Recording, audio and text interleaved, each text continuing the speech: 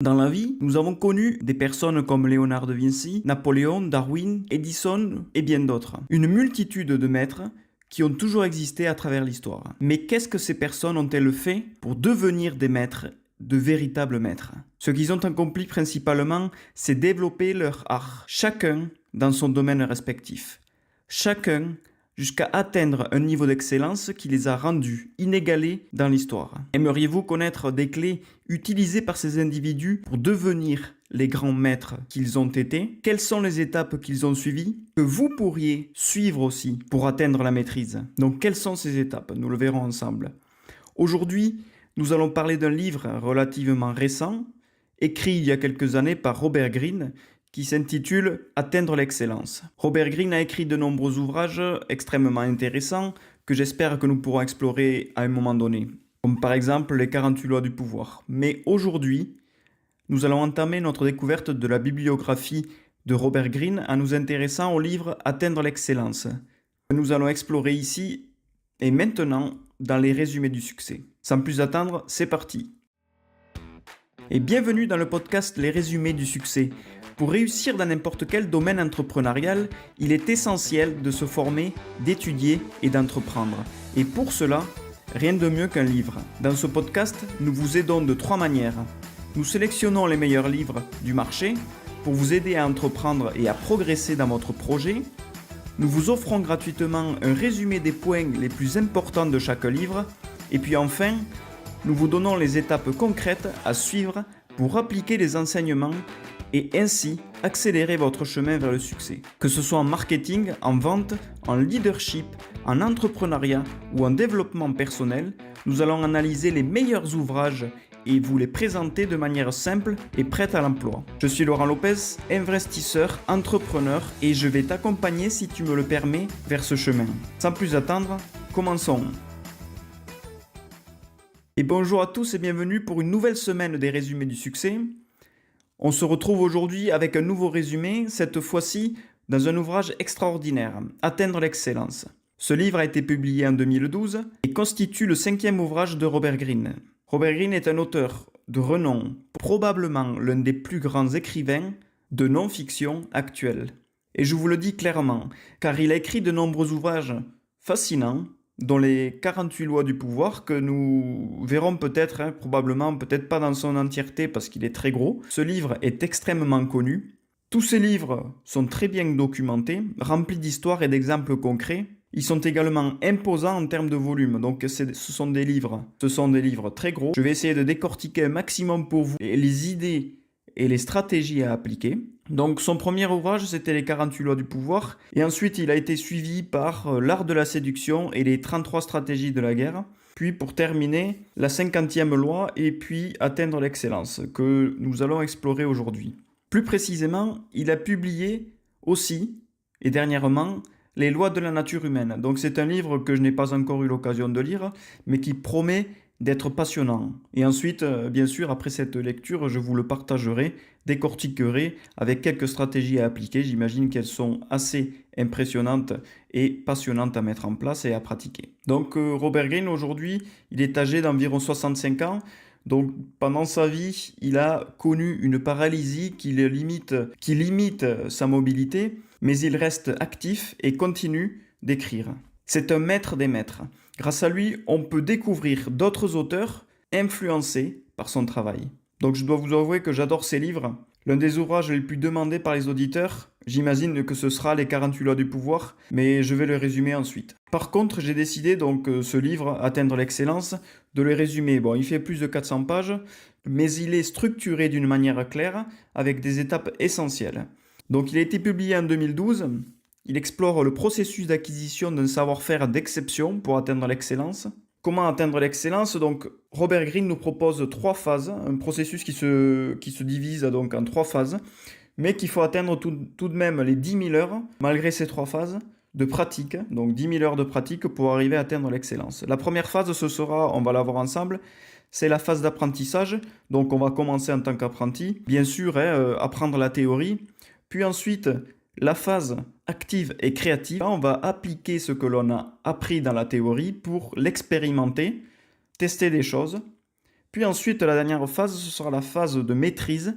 Donc avec le temps et l'expérience, on va atteindre l'excellence. Ce livre est résumé et structuré en 6 parties.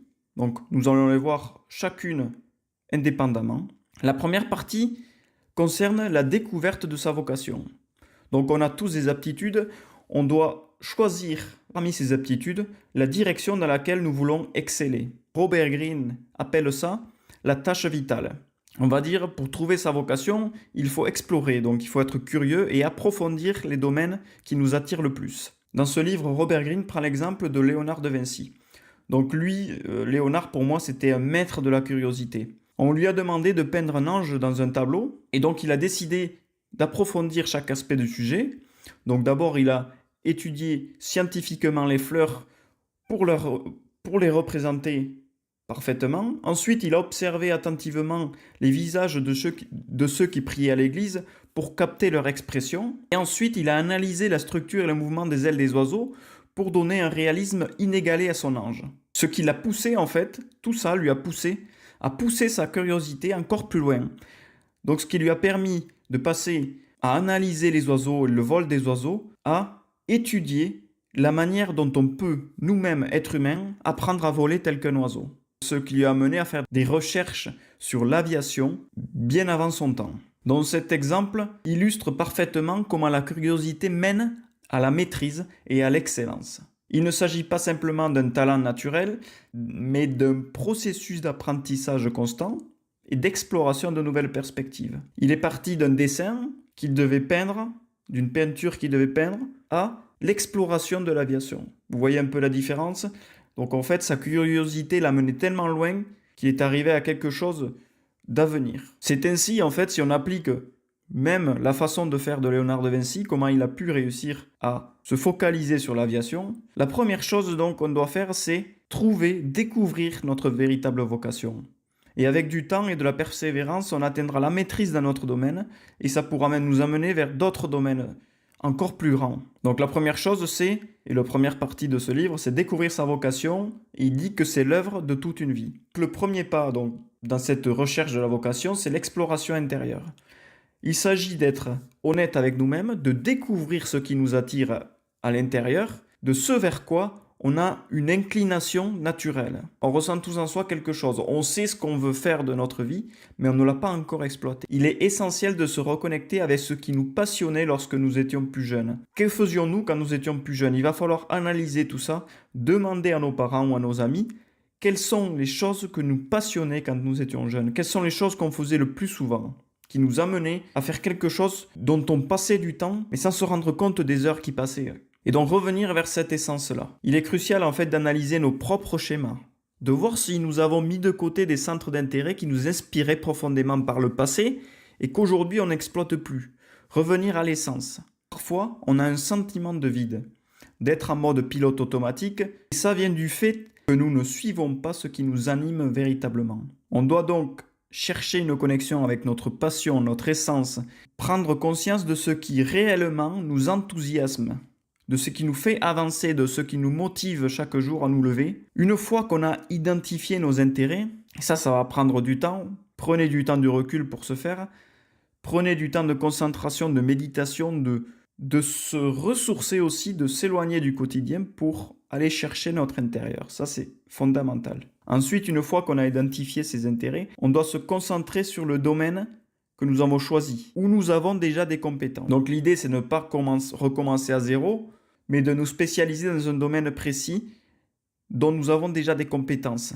Et on doit surtout ignorer les faiblesses qu'on a dans ce domaine pour focaliser notre énergie sur ce que nous maîtrisons déjà, approfondir notre maîtrise et nos compétences que nous possédons déjà. L'un des concepts les plus importants à retenir, c'est d'éviter simplement de rêver trop grand. Au lieu de nous focaliser uniquement sur notre objectif, on va préférer de se concentrer sur le présent, donc le moment présent qui est l'étape qui est en cours, le petit pas qui nous rapproche du but plus grand. Et en fait, on va dire que le véritable succès, ça réside dans le processus en lui-même et non pas dans le simple aboutissement de notre objectif. C'est le chemin qui va nous rendre heureux, c'est pas l'objectif final. Et donc le deuxième pas, après avoir regardé à l'intérieur de nous-mêmes et avoir trouvé notre notre intérêt, on va trouver sa spécialisation.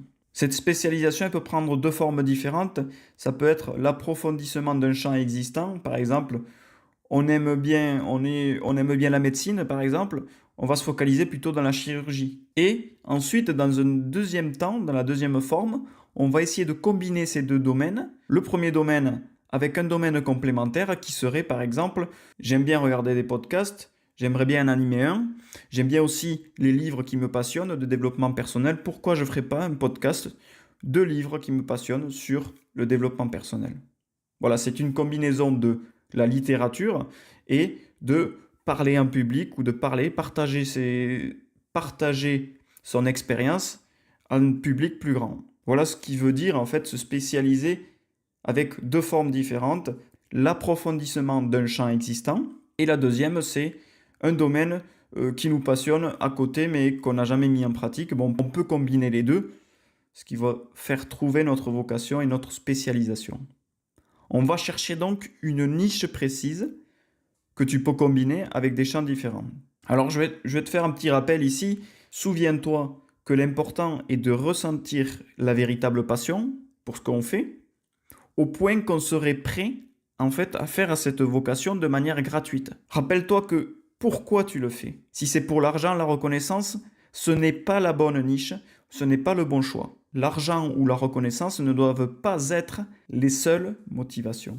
Car ça ne suffit pas pour nous amener au long terme, pour atteindre notre objectif. Tu dois faire quelque chose parce que cela vient de l'intérieur, c'est une vocation. Ce ne sont pas des intérêts d'argent ou d'autres qui te feront réussir quand la difficulté va arriver. Ensuite, on doit accepter que le chemin va être difficile. Le chemin vers la maîtrise n'est pas un fleuve tranquille. Le chemin vers la maîtrise n'est jamais linéaire et facile. Comme par exemple Léonard de Vinci, qui passait de la peinture à la sculpture, à l'étude des animaux ou à de la physique, nous allons connaître des détours. Nous allons nous éloigner peut-être de notre objectif essentiel que nous avons choisi pour aller vers d'autres univers bien plus grands peut-être, mais qui vont toujours nous apporter quelque chose et apprendre. Ce qui importe, c'est de toujours garder notre objectif en tête et de revenir sur le bon chemin lorsqu'on s'en éloigne, mais apprendre de nos erreurs, de nos écarts, des autres choix qu'on trouve en chemin. Peut-être qu'on trouvera même une autre vocation qu'on n'imaginait même pas, des compétences que nous n'imaginions même pas. Rappelle-toi que si tu te dévies de ton chemin et que le sacrifice que tu fais est vital, rappelle-toi où tu veux aller, quel est ton objectif pour revenir sur le bon chemin et persévérer. Le chemin va être très difficile, mais tu dois rester constant et rappelle-toi de ton objectif essentiel qui va te motiver pour continuer et persévérer. La deuxième partie de ce livre, elle va porter plutôt sur l'apprentissage idéal. Ici, il va parler de la vie de Charles Darwin. Je vous invite à lire cette partie-là qui est très intéressante. Et donc, dans cette partie, il parle que les gens, en fait, ils pensent que l'apprentissage prend fin après l'école ou l'université. Alors qu'en réalité, ça commence maintenant. C'est-à-dire après les études, après la théorie, vient la pratique et c'est en appliquant que tu apprends. C'est en pratiquant que la théorie viendra améliorer et viendra se concrétiser. La théorie ne t'amènera pas à l'excellence, c'est la pratique. Se perfectionner donc va signifier de choisir des expériences qui nous poussent hors de notre zone de confort, de relever des défis qui nous renforcent et nous permettent de progresser vers l'excellence. Chaque opportunité de travail ou de formation doit être un tremplin vers un apprentissage plus profond et significatif. Il va pas falloir chercher quelque chose de facile, mais plutôt sortir de notre zone de confort. On va pas chercher quelque chose de facile, mais on va chercher quelque chose qui nous fait sortir de notre zone de confort et nous apporte la difficulté. Parce que c'est de la difficulté que l'on apprend. Ce n'est pas dans la facilité. Tu ne vas pas opter pour un travail ou quelque chose qui te demande le strict minimum, mais plutôt un travail qui exige le maximum de toi. Un travail qui te pousse à grandir et où tu es dans la difficulté. Parce que l'apprentissage idéal repose sur des défis stimulants.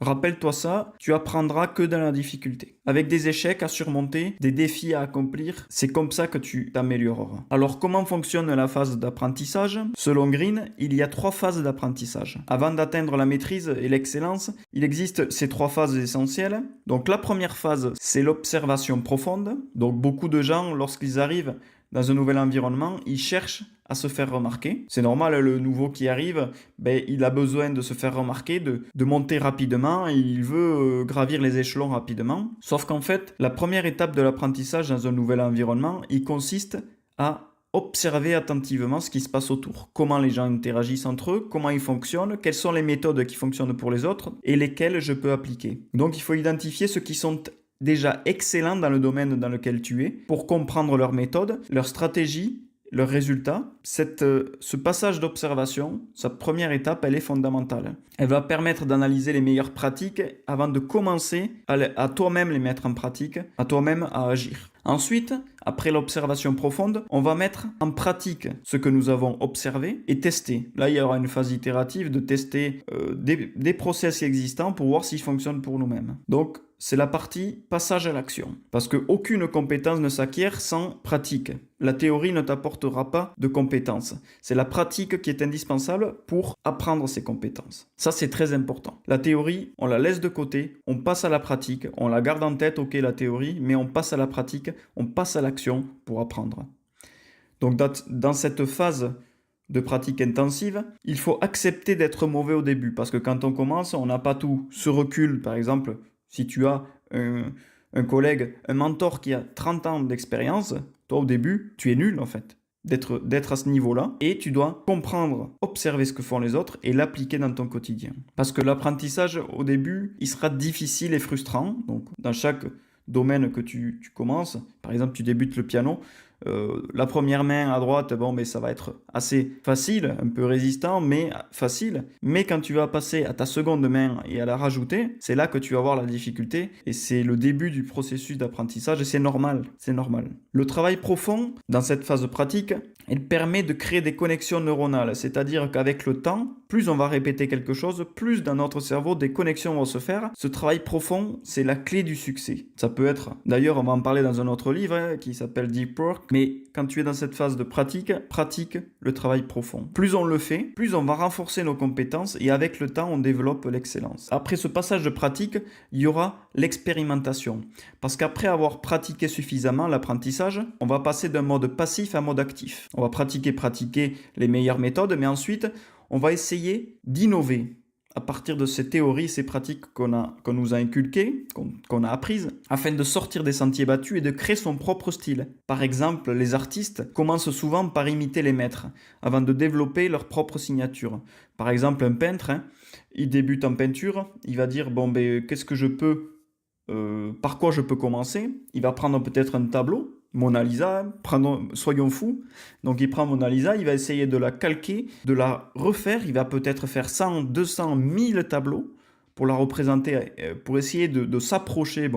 Il y arrivera probablement pas, mais c'est la phase d'apprentissage. Et une fois qu'il aura réussi à s'approcher au maximum de son objectif, il va créer de nouveaux tableaux. On passe toujours par la copie pour essayer ensuite de s'imprégner de tout ça et de créer quelque chose de nouveau. Donc après avoir vu l'apprentissage idéal et cette phase d'expérimentation surtout, Robert Greene nous propose 4 stratégies pour un apprentissage optimal. Donc la première stratégie, c'est privilégie l'apprentissage au gain immédiat. Donc tu dois choisir un travail en fonction de ce que tu peux y apprendre plutôt que pour l'argent. Privilégie ton apprentissage, c'est un investissement pour ton futur. Donc voilà la première stratégie. La seconde stratégie, tu dois chercher les meilleurs mentors. Donc peut-être que dans une nouvelle entreprise, autour de toi, tu as des personnes qui peuvent t'enseigner ce que tu n'as pas aujourd'hui et ce que tu veux apprendre.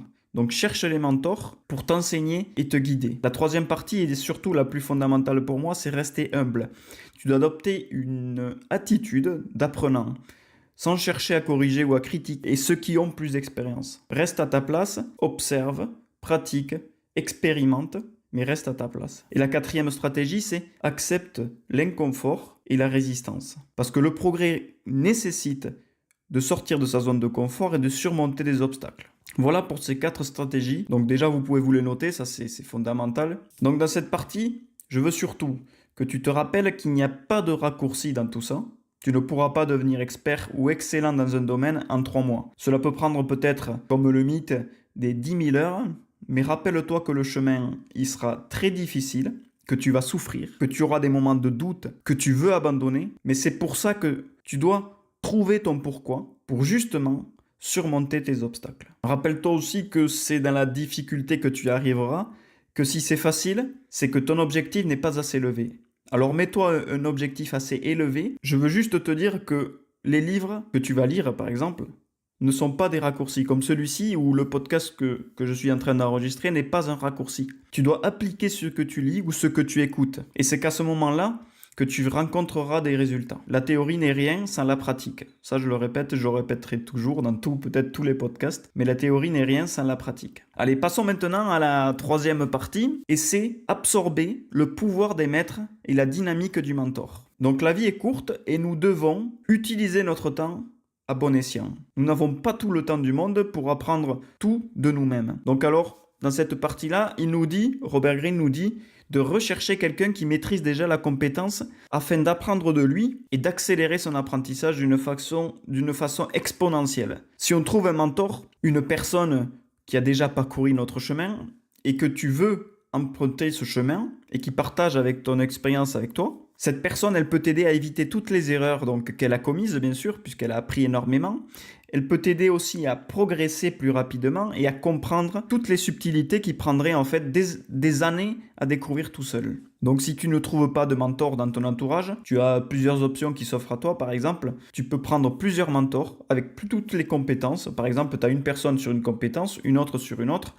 Et le groupement de ces mentors vont t'apporter plusieurs expertises en différents domaines. Ensuite, si tu ne trouves pas encore de mentor, tu peux te tourner vers des livres sur le domaine que tu recherches, parce qu'un livre, en fait, c'est une forme de mentorat à travers les mots, les connaissances, les applications, les enseignements d'experts qui vont permettre d'accélérer ton apprentissage. Là, pour conclure sur cette troisième partie, j'aimerais te rappeler que l'apprentissage, en fait, c'est un processus qui est extrêmement long et exigeant, mais c'est un investissement dans ton développement et à la fin, tu atteindras l'excellence. Alors maintenant, comment vas-tu trouver ce mentor? Et c'est dans la quatrième partie qu'on va trouver cette réponse, parce qu'en fait, Robert Greene nous donne les stratégies pour trouver et interagir avec un mentor. Alors, comment bien choisir son mentor? La première étape consiste à sélectionner un mentor en fonction de ses besoins et de ses aspirations. Par exemple, tu as envie de devenir peintre, eh bien, tu vas aller chercher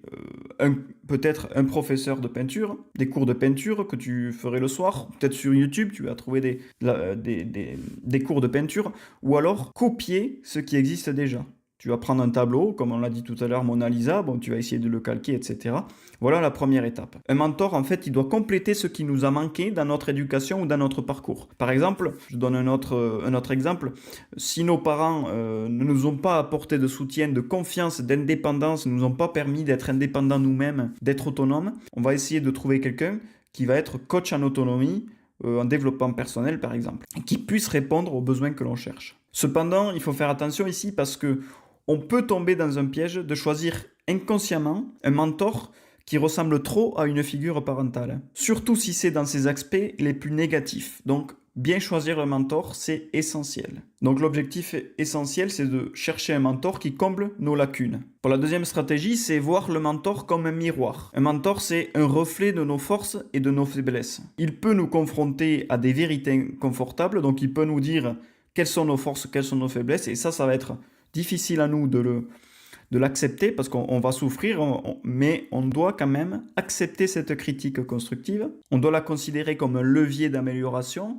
car c'est essentiel en fait d'accepter la critique pour pouvoir la comprendre, l'assimiler et commencer à pallier à ce manque, à ces faiblesses. C'est grâce au retour d'expérience de ce mentor qu'on va renforcer nos compétences et progresser et atteindre l'excellence et la maîtrise dans notre domaine. Et la troisième stratégie que nous apporte Robert Greene, c'est assimiler et transformer les enseignements du mentor. Donc l'objectif, c'est de ne pas copier le mentor, mais d'intégrer ses leçons et de les adapter à notre propre réalité. On va prendre ces enseignements et les adapter à nos besoins. Par exemple, on a un problème, le mentor, il peut nous donner des clés qu'on va appliquer. Mais on ne va pas copier ces stratégies parce que peut-être elles ne s'adaptent pas à ce qu'on a besoin réellement. Il ne s'agit pas donc d'imiter, comme on a dit, mais d'assimiler et de faire les idées du mentor les nôtres et les appliquer à notre manière.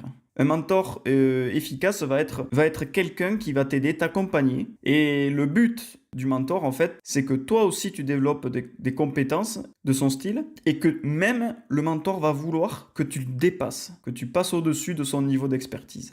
Bon, pour terminer cette stratégie-là, l'apprentissage véritable passe par une adaptation, une professionnalisation, une personnalisation des enseignements reçus. La quatrième stratégie que nous propose Green, c'est d'établir une relation d'échange mutuel. Une relation mentor-mentoré, donc ça ne doit pas être à sens unique. Tu dois donner aussi des choses à ton mentor en échange de ses enseignements.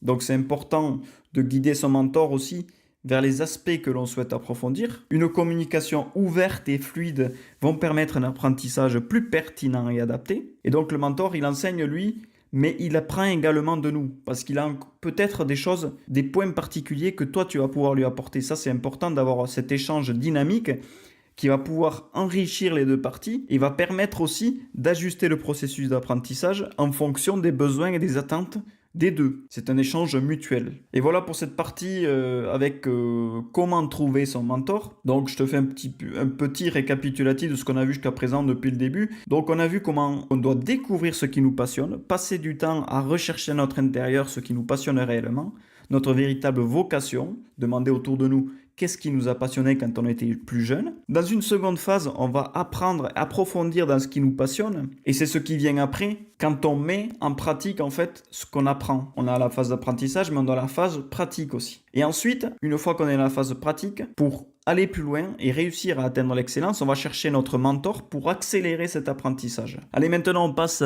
à la cinquième partie qui est développer son intelligence relationnelle. Alors qu'est-ce que c'est que ça? On vit aujourd'hui entouré de personnes, de parents, de familles, d'amis, qui, sur notre chemin vers la maîtrise, peuvent nous mettre des barrières. Là, il faut faire attention, il faut savoir détecter ces barrières, parce que la société impose souvent des limitations et des résistances à ceux qui souhaitent en fait exploser. Par exemple, devenir entrepreneur, on a des barrières, il va falloir les trouver, les anticiper et savoir pallier à ces barrières. Et donc le principal problème en fait ici, c'est qu'on rencontre dans la société des gens qui nous empêchent d'avancer et de progresser. On doit être capable de détecter tout ça. On doit comprendre et de naviguer en fait habilement dans les interactions avec les gens pour les comprendre. Dans cette première étape de développer son intelligence relationnelle, il va falloir lire et comprendre comment fonctionnent les gens. On doit, donc ça c'est la première étape qui nous propose Robert Greene, c'est apprendre à décrypter le comportement des gens. Au-delà de ce qu'ils nous disent, hein, ce n'est pas forcément vrai ce qu'ils vont nous dire, mais c'est comment ils agissent. L'expression corporelle, en fait, le ton de la voix, on doit analyser le regard qui en dit beaucoup, en fait, souvent plus qu'un discours. On doit identifier ces signaux qui vont permettre, en fait, de comprendre les intentions et les émotions des autres. Ça, c'est important dans une communication. Si on va peut-être regarder le mouvement des lèvres, regarder les yeux, s'il fronce ses sourcils, est-ce qu'il stresse, par exemple? Ça va en dire beaucoup sur les intentions de la personne. Donc on doit faire attention aux mouvements du corps, aux expressions physiques, aux émotions. Ça c'est super important, on doit identifier ce qu'ils veulent dire en fait, pour comprendre les valeurs des gens avec qui on parle. Si on comprend déjà comment ils fonctionnent, nous on va pouvoir répondre d'une manière plus adaptée à la personne avec qui on parle. Et donc la deuxième étape, la deuxième stratégie, c'est de comprendre le savoir général. Donc ici, Robert Greene nous propose 7 vérités sociales. Donc il existe en fait selon lui des tendances universelles, des comportements humains qu'on doit connaître et apprendre à gérer. Donc le premier comportement, c'est la jalousie. Il appelle ça l'envie. Il est parfois nécessaire d'adopter une posture humble pour éviter de susciter des hostilités inutiles. C'est-à-dire que plus on est humble, moins on est attirant. Et moins on va attirer les gens et moins ils vont être jaloux de nous. Et moins ils vont peut-être nous mettre des barrières. Le deuxième comportement, c'est le conformisme. Et donc en fait, la société, elle valorise les règles et la stabilité. On est dans un cadre, le métro boulot dodo par exemple, hein, c'est un cadre défini, donc on est dans ce cadre-là. Et ceux qui sortent en fait du lot, ceux qui vont dire non, moi je vais arrêter mon travail, je vais travailler chez moi, je vais monter mon entreprise, etc. Ils vont être critiqués, ils vont gêner les gens, et donc il va falloir qu'on s'adapte à ces personnes-là qui vont nous gêner, qui vont nous bloquer. On va pas se plaindre, mais on va persévérer, on va écouter, on va s'enfermer dans notre chemin. Bon, écouter les critiques peut-être constructives et les comprendre pour s'améliorer, Mais attention, on est dans une société qui est cadrée. Si on sort du lot, on va être critiqué. Ça, il faut le comprendre et l'imprégner. Le troisième comportement, c'est la rigidité. On est dans un monde où on fonctionne sur des habitudes et des rituels. Par exemple, je démarre la voiture à 8h du matin pour aller au travail, j'arrive à 8h30, etc. On a un cadre qui est rigide, on doit respecter nos heures de travail, etc.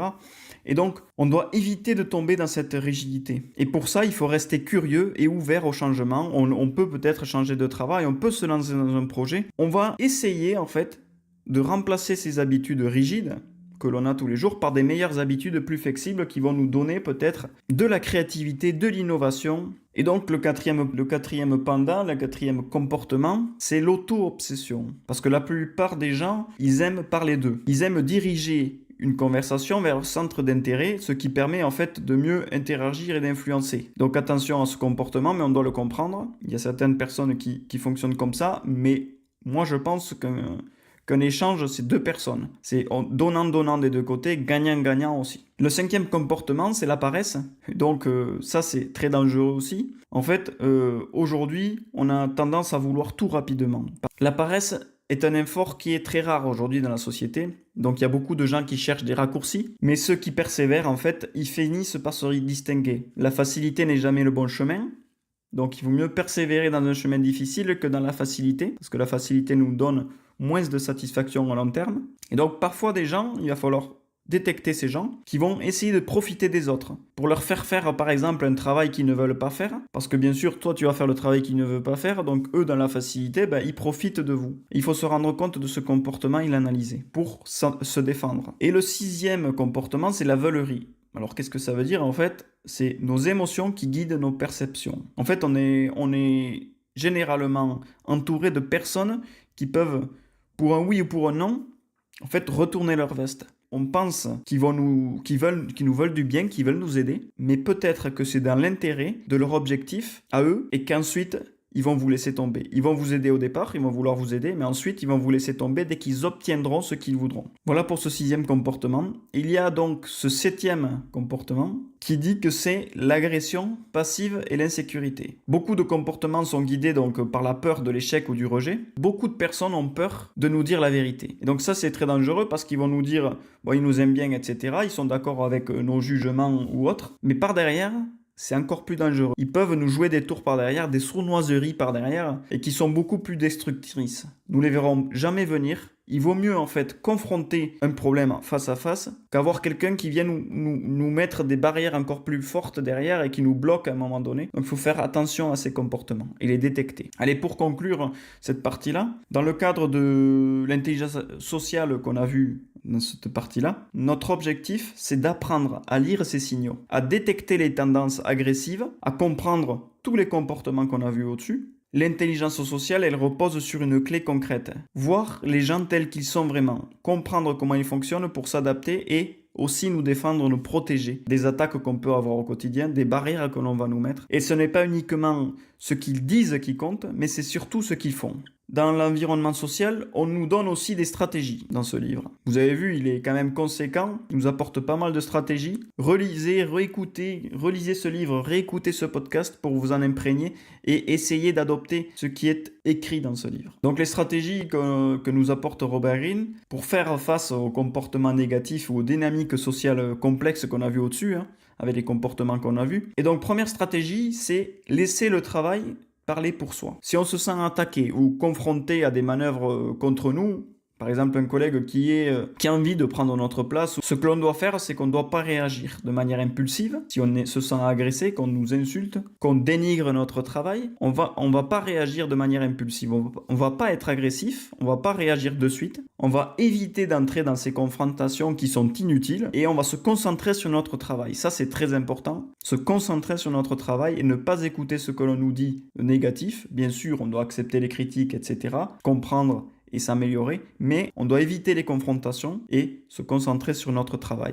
Lorsqu'on va tout mettre dans la production de nos résultats dans notre travail, on va éviter d'être distrait par des émotions négatives et on va gagner en crédibilité parce que c'est le travail qui va payer, c'est le résultat qui va compter. Ensuite, pour la deuxième stratégie, Il faut façonner l'image qu'on projette. Alors qu'est-ce que ça veut dire ici? Dans certains environnements, on va peut-être construire un personnage qui s'adapte aux circonstances. Par exemple, on va pas être faux, hein, mais on va jouer stratégiquement avec la perception des autres. Par exemple, on peut jouer le personnage mystérieux, par exemple celui qui maîtrise son discours, qui est intriguant, qui suscite de l'intérêt, plutôt que de la critique. Donc ça permet d'évoluer avec moins d'obstacles et d'atteindre ses objectifs en toute discrétion. Restez à sa place, par exemple dans une communication quelconque avec un tour de table, ne parlez pas en premier, n'essayez pas d'interrompre les autres, attendre le bon moment, bien réfléchir à ce que l'on va dire, intervenir à la fin s'il faut, poser des questions pertinentes, mais bien réfléchies. La troisième stratégie, c'est se voir dans les yeux des autres. Donc il est essentiel de comprendre comment on est perçu, qu'est-ce que les autres pensent de nous. On a souvent tendance à ignorer ou à minimiser les critiques que l'on a, mais elles peuvent être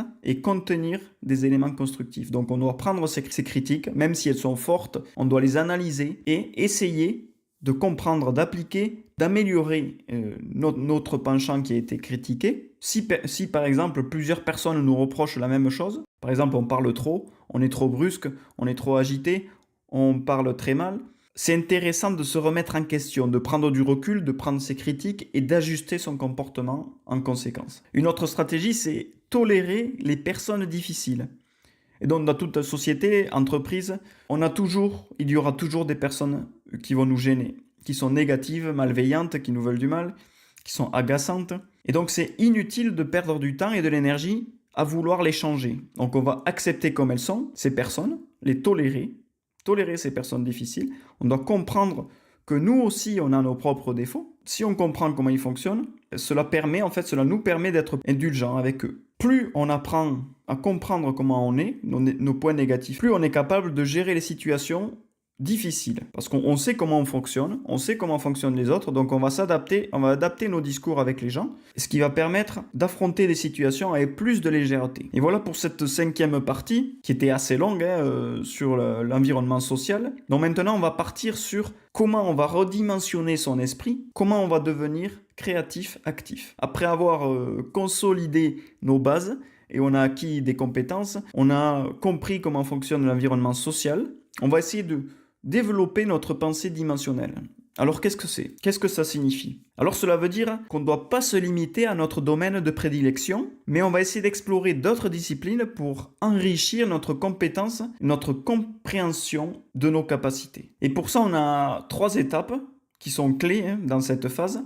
Donc ces 3 étapes sont celles-ci. On doit d'abord choisir une tâche créative, une tâche qui nous stimule, qui est à la fois réaliste et légèrement au-dessus de notre zone de confort, qui est une tâche atteignable, mais ce défi, en fait, cette tâche va nous permettre de nous pousser à grandir et à explorer de nouvelles voies, à être plus créatif, à trouver de nouvelles solutions. Ensuite, on va adopter des stratégies créatives.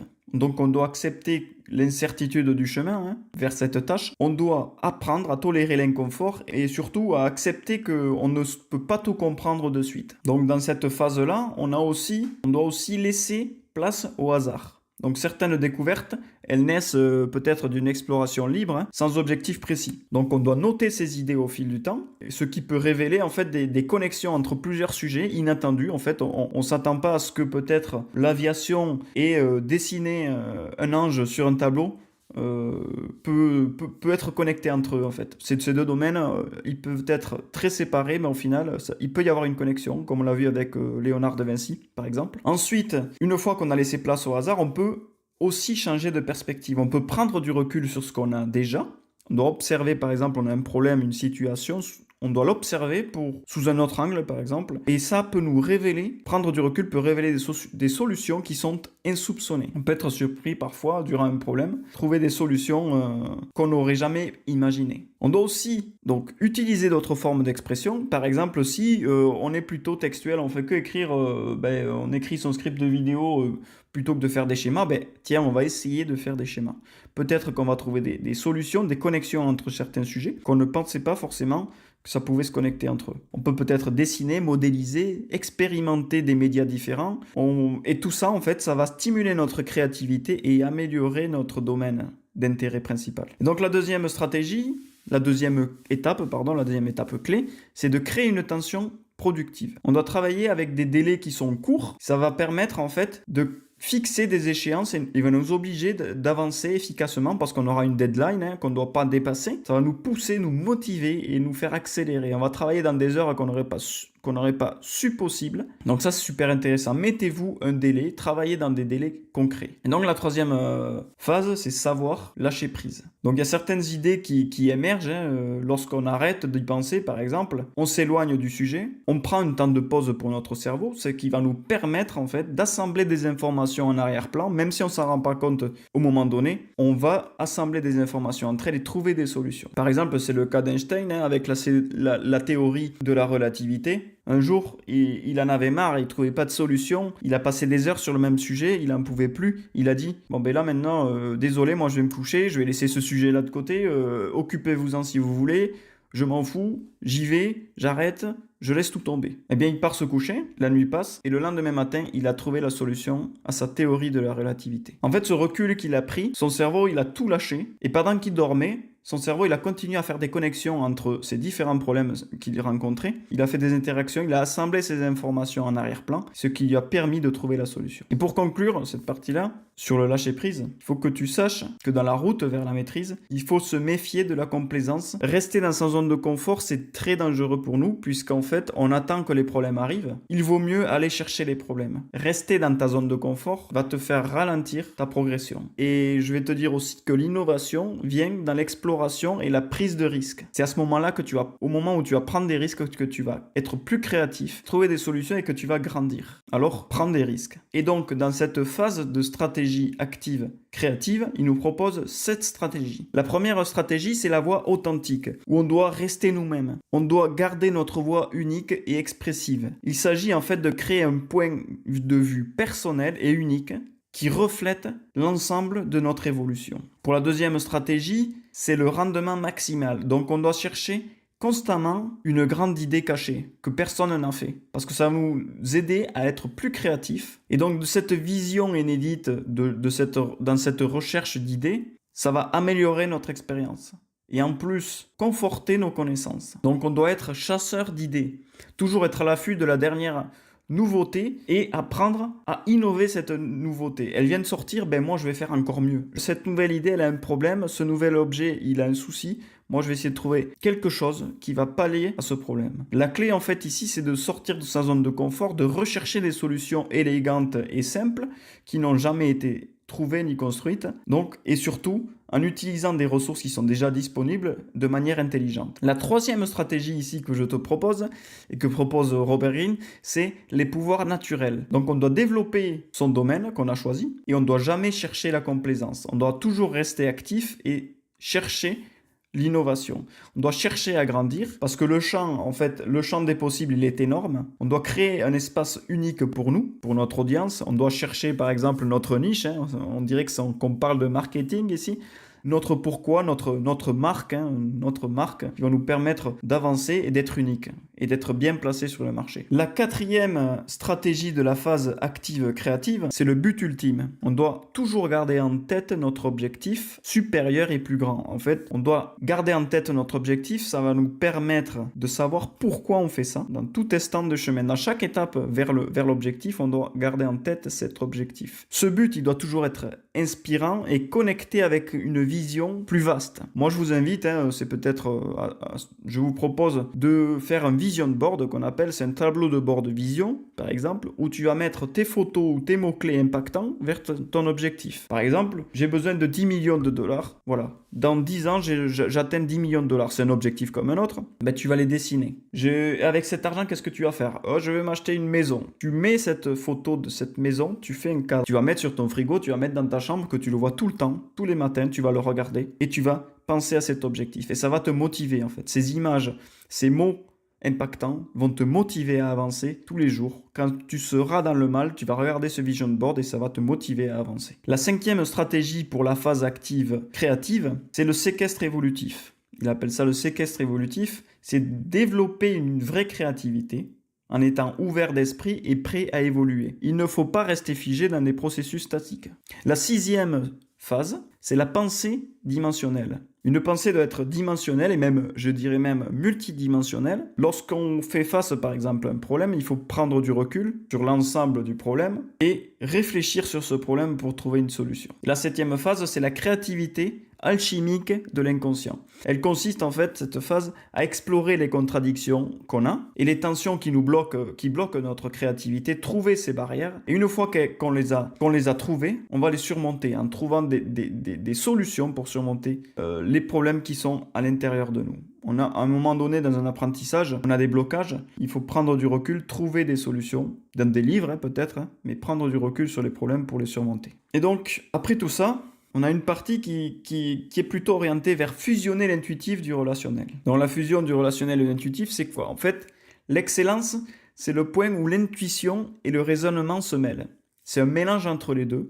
C'est là où on a appris toute notre vie. On a acquis de l'expérience. On a vécu des choses qui nous permettent d'avoir des intuitions au moment où on rencontre des problèmes. Alors ici, il ne s'agit pas de savoir beaucoup de choses, mais de mêler ce qu'on connaît avec ce qu'on découvre au quotidien pour créer des connexions et trouver des solutions. On intègre nos connaissances dans notre vie pour en faire quelque chose de naturel. En fait, tout ça, au bout d'un moment, à la fin de notre apprentissage, on a acquis des compétences, des connaissances, on met tout ça ensemble et on dirait qu'au final, on trouve des solutions naturellement. Je ne sais pas si vous avez rencontré cette sensation où il vous arrive quelque chose, où quelqu'un a un problème, vous trouvez la solution instantanément. Et là, c'est ce que l'on appelle des experts. Pourquoi on appelle un expert dans notre quotidien? Parce qu'on a un problème chez nous, par exemple. On a un dégât des eaux chez nous. On va chercher un expert qui va pouvoir chercher d'où vient la panne. Et peut-être qu'il va arriver en 5 minutes, il va trouver le problème. Sauf que toi, ça fait des mois que tu cherches. Et c'est naturel pour eux. C'est des intuitions naturelles. Et donc, le chemin vers la maîtrise et l'excellence nécessite de nombreuses années d'investissement en temps et en énergie. Ça ne se fait pas en 3 mois. C'est des années de répétition et d'énergie mise en œuvre pour arriver à cette maîtrise. Il ne s'agit pas d'un diplôme, en fait. C'est une forme d'intelligence supérieure dans notre domaine, dans un domaine particulier.